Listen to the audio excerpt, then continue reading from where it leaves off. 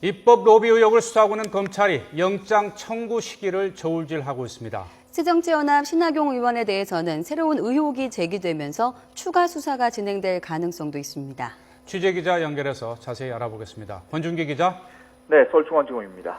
네, 야당 의원들에 대한 소환 조사 지난 목요일이었죠. 모두 마무리가 돼서 이제는 영장 청구를 검토하고 있다고요. 그렇습니다. 새정치민주연합 신계륜, 김재윤, 신학용 의원에 대한 소환이 지난주 한 차례씩 모두 이루어졌는데요.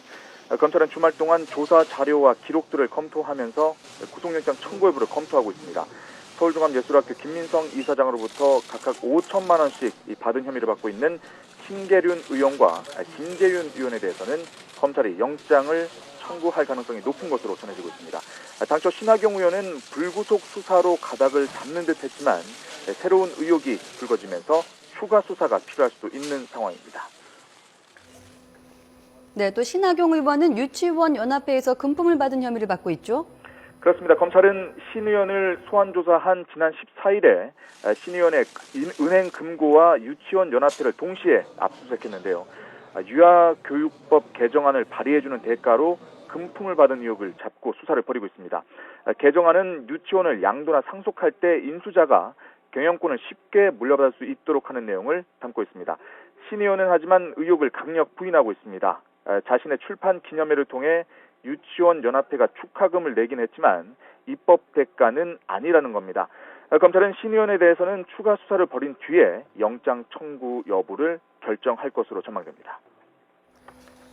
네, 말씀해 주신 대로 영장 청구 여부도 중요하지만 이 검찰이 영장 청구를 언제 하느냐 그 시기를 놓고도 고민을 많이 하고 있다고 들었습니다. 이 불체포 특권 때문이겠죠? 그렇습니다. 철폐 수사로 이 구속영장이 청구된 조현용 의원, 그러니까 새누리당 조현용 의원의 경우는 체포동의안이 국회로 넘어갔지만 본회의가 열리지 않으면서 보고조차 이루어지지 못하고 있습니다.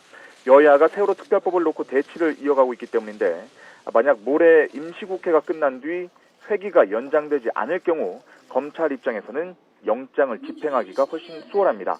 9월 정기국회 전까지 12틀 동안 비회기가 이어지기 때문에 국회의원들이 불체포 특권을 행사할 수 없는 건데요. 반대로 회기가 연장되거나 8월 임시국회가 곧바로 이어질 경우에는 검찰의 셈법이 복잡해질 수 있습니다. 아예 9월 정기국회에 맞춰서 구속영장을 청구하고 그 전까지 보강수사에 집중하는 쪽으로 방침을 정할 수도 있습니다. 결국 검찰의 영장 청구 시기는 국회 의사 일정에 따라 달라질 수 있다는 결론입니다. 지금까지 서울중앙지검에서 YTN 권윤기입니다.